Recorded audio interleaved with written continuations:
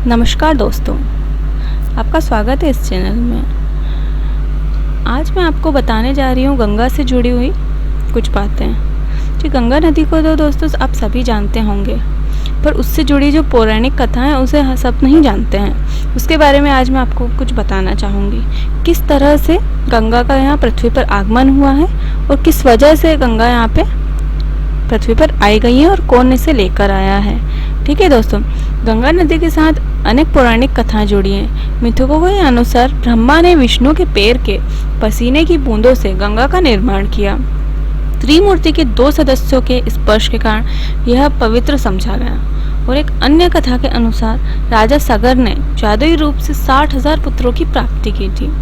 एक दिन राजा सगर ने देवलोक पर विजय प्राप्त की आकांक्षा से एक यज्ञ किया और यज्ञ के लिए उन्हें घोड़े की आवश्यकता थी, जो ईर्ष्यालु इंद्र ने चुरा लिया था। सगर ने अपने सारे पुत्रों को घोड़ों की खोज के लिए भेजा। अंत में उन्हें वो घोड़ा पाताल लोक में मिला, जो कि कपिल मुनि के आश्रम में बंधा हुआ था और इंद्र ने उसे बांध दिया था। सगर के पुत्रों ने यह सोचा कि इस ऋषि ने ही यह घोड़ा गायब किया है, तो उन्होंने उस ऋषि का बहुत अपमान किया। तपस्या में लीन ऋषि ने हजारों वर्ष बाद अपनी आंख खोली और उनके क्रोध से सगर के सभी 60,000 पुत्र जलकर वहीं भस्म हो गए। सगर के पुत्रों की आत्माएं भूत बनकर विचरने लगी, क्योंकि उनका अंतिम संस्कार नहीं किया गया था। सगर के पुत्र अंशुमान ने आत्माओं की मुक्ति का असफल प्रयास किया और बाद में अंशुमान के पुत्र दिलीप ने भी। फिर दिलीप के पुत्र हुए भागीरथ। उन्होंने अपने पूर्वजों का अंतिम संस्कार किया और उनके अंतिम संस्कार के बाद उनकी आत्माओं को स्वर्ग में भिजाने के लिए उन्होंने गंगा को पृथ्वी पर लाने का निर्णय किया। गंगा को पृथ्वी पर लाना आसान नहीं था दोस्तों। उसके लिए उन्होंने ब्रह्मा जी की घोर तपस्या की।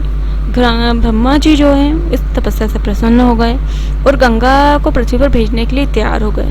गंगा को पृथ्वी पर भेजकर उन्होंने पाताल में जाने का आदेश दिया, ताकि सगर के पुत्रों की आत्माओं की मुक्ति संभव हो सके।